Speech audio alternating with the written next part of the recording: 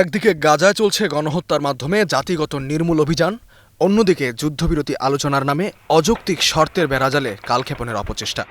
Israel নামের অবৈধ দখলদার রাষ্ট্রটিকে থামানোর যেন কেউ নেই। তবে ইসরায়েলের বিরুদ্ধে ধীরে ধীরে সরব হচ্ছে বিশ্বের অনেক দেশ।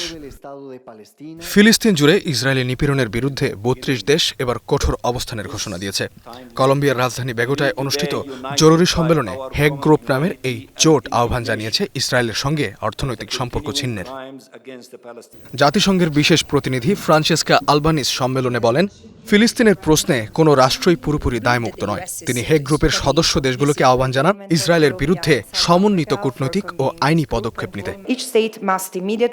এটা কেবল একটি রাষ্ট্রের সমস্যা নয়, এটা বৈশ্বিক সংযুক্তির অংশ।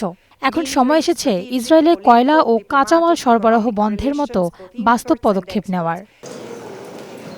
সম্মেলনে অংশ নেওয়া দেশগুলোর মধ্যে রয়েছে ব্রাজিল, চিলি, স্পেন, আয়ারল্যান্ড, দক্ষিণ আফ্রিকা, মেক্সিকো, কলম্বিয়া ও ভেনেজুয়েলা। জাতিসংঘের এই বিশেষ কর্মকর্তার অভিযোগ, মার্কিন সহ বিশ্বের বহু কোম্পানি ইসরায়েলের বসতি সম্প্রসারণ ও সামরিক অভিযানে পরোক্ষ সহায়তা দিচ্ছে। গাজায় চলছে গণহত্যা, এর বিরুদ্ধে বিশ্বকে এখনই কার্যকর হতে হবে।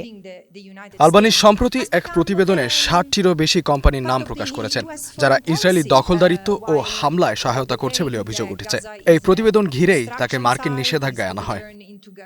গত কয়েক মাসে দ্য হেগ গ্রুপের সদস্যরা আন্তর্জাতিক আইন রক্ষা ও প্রয়োগ নিয়ে বেশ কিছু গুরুত্বপূর্ণ পদক্ষেপ নিয়েছে।